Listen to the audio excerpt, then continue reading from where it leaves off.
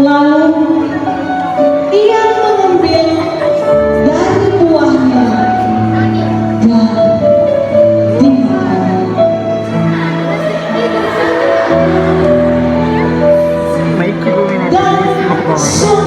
Dan diberikannya juga kepada suaminya bersama dengan dia.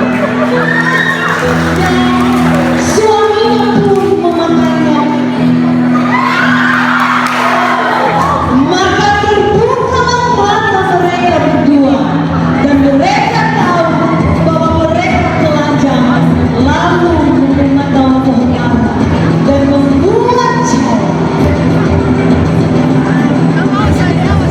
Meskipun demikian, Allah tetap melakukan inisiatif menyelamatkan manusia dari dosa akibat kerusakan dengan cara mencari mereka dengan penuh kasih.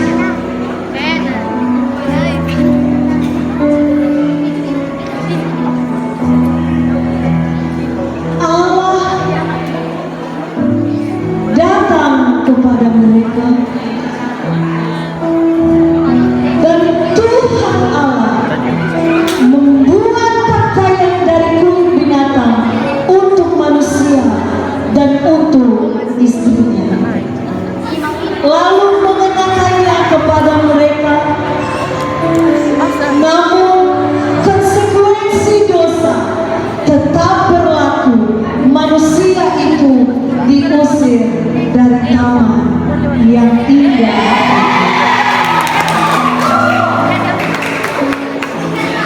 Sebab itu, sama seperti dosa telah masuk ke dalam dunia oleh satu orang, dan oleh dosa itu juga maut. Demikianlah maut telah menjalar kepada semua orang, karena semua orang telah berbuat dosa. Dunia semakin berdosa hingga hari ini. Semua menjadi asing terhadap sesamanya. Egoisme mengebur di dalam dada. Teknologi merajai kehidupan.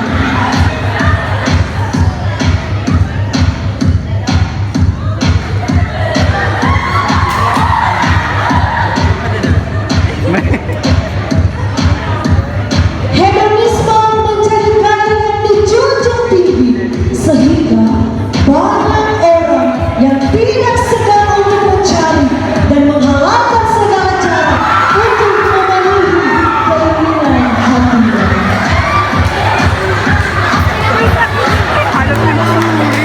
Kasih kepada sesama perlahan-lahan mulai redup, dingin dan hampa. Pemulihan menjadi sesuatu yang dibanggakan.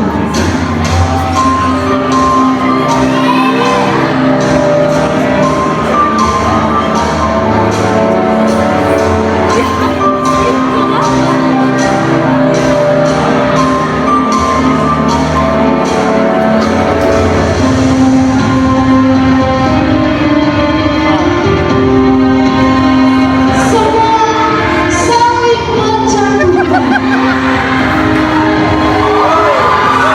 Saling menjatuhkan satu sama lain.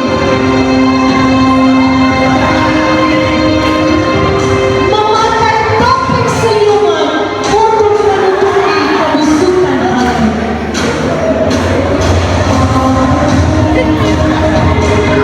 Manusia menjadi tuan bagi dirinya sendiri.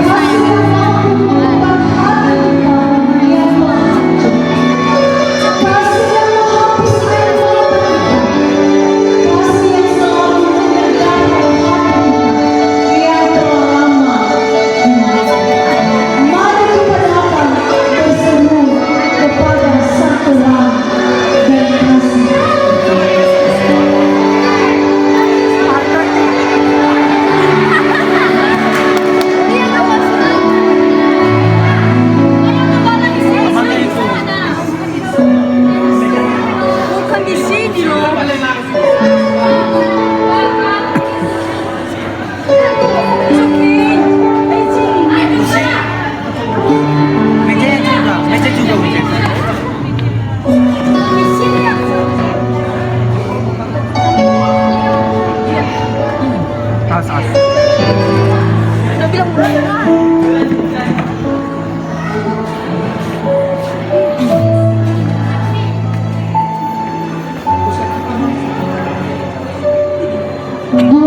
Tahun yang lalu, firman Allah itu telah menjadi manusia. Dia hidup di tengah-tengah kita dan dia bersama. Pada waktu itu, Kaisar Agustus mengeluarkan suatu perintah menyuruh mendaftarkan semua orang di seluruh dunia. Dan inilah pendaftaran yang pertama kali diadakan sewaktu Kirenius di Syria. Maka pergilah semua orang mendaftarkan diri masing-masing di kotanya sendiri.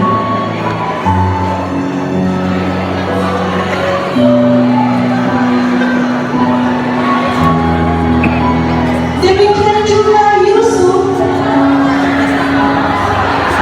pergi dari kota Nazaret di Galilea ke Yudea ke kota Daud yang bernama Betlehem, karena ia berasal dari keturunan Daud.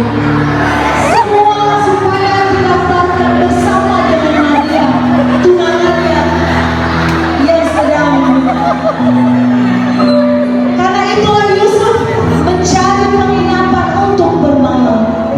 Namun tak ada satupun penginapan yang bersedia untuk mereka. Seorang pemilik penginapan sebuah kandang domba miliknya, karena penginapan kepunyaannya telah berakhir.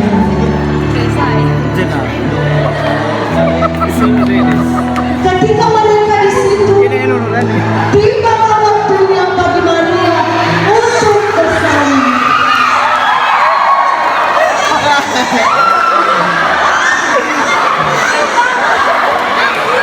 Dan ia melahirkan seorang anak laki-laki, anaknya yang sulung. Lalu dibungkusnya dengan lampi dan dibaringkan ke dalam kalungnya, karena tidak ada tempat bagi mereka di rumah penginapan. Sebab budayanya ya kan itu. Mana masih ada yang kesana.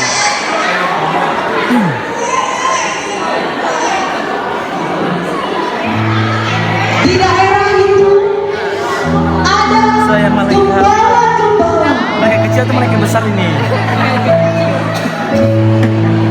yang tinggal di padang menjaga kawanan ternak mereka pada waktu malam.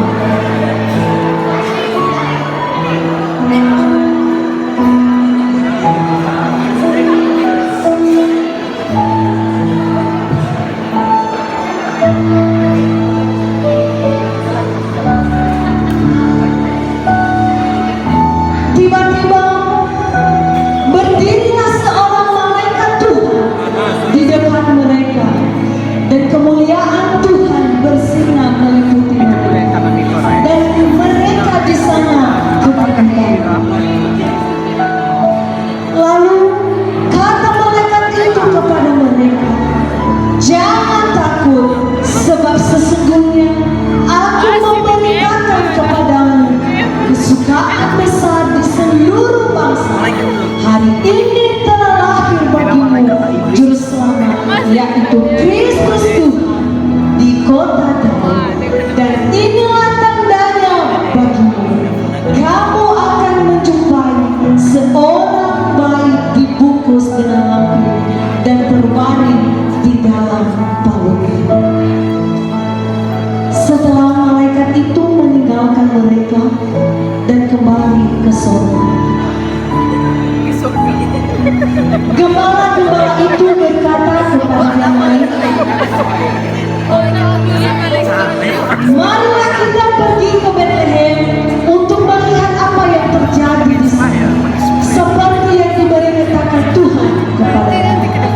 Lalu mereka cepat-cepat berangkat dan menjumpai Maria dan Yusuf yang sedang terbaring